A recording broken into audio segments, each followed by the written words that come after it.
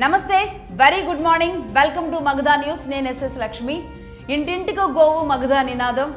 ఇవాల్టి టాపిక్లోకి వెళితే, ప్రాంతీయ పార్టీలు దక్షిణాది రాష్ట్రాలను ధ్వంసం చేస్తున్నాయి. ఇదే ఇవాల్టి టాపిక్. ఎస్, ప్రాంతీయ పార్టీలు దక్షిణాదిని దోచుకు తింటున్నాయి, ధ్వంసం చేస్తున్నాయి. నేను మొన్న ఒక ఎపిసోడ్ కూడా ఇదే విషయం మీద చేయడం జరిగింది. అది పార్ట్ 1. అదేంటి అంటే, అసలు రాష్ట్రాలు ఎంత జిఎస్టీ కలెక్ట్ చేస్తూ ఉంటాయి, కేంద్రం ఎంత జిఎస్టీ కేంద్రానికి వెళుతూ ఉంటుంది, దానిని మళ్ళీ ఎంత గ్రాంట్స్ రూపంలో, స్కీమ్స్ రూపంలో, అలాగే పర్సంటేజ్ రూపంలో ఎంత రాష్ట్రాలకు తిరిగి ఇచ్చేస్తున్నాయి. అది కాక కేంద్ర ప్రభుత్వాలు ఏమేమి భరిస్తూ ఉంటాయి, అలాగే రాష్ట్ర ప్రభుత్వాలకి ఎన్ని రకాలుగా ఆదాయం గ్రౌండ్లో ఆయా రాష్ట్రాలలో ఎన్ని ట్యాక్సుల ద్వారా రాష్ట్ర ప్రభుత్వాలకు ఆదాయం వస్తుంది. అయినా సరే ఎందుకు ఈ అప్పులు చేస్తున్నారు రాష్ట్రాల మీద?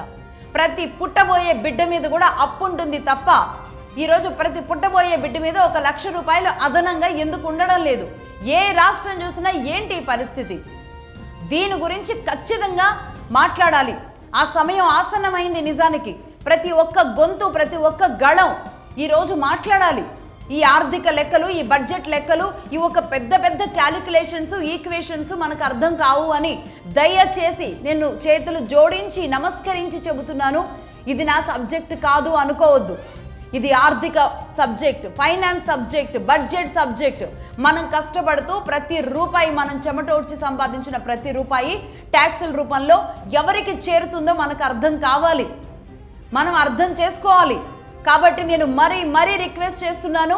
ప్రతి ఒక్కళ్ళు బడ్జెట్ సమావేశాలంటే అందరం అసలు పట్టించుకోకుండా తయారైపోయారు. ఇవాళ రేపు వ్యవసాయం గురించి మాట్లాడితే పట్టించుకోరు, ఇరిగేషన్ గురించి మాట్లాడితే పట్టించుకోరు.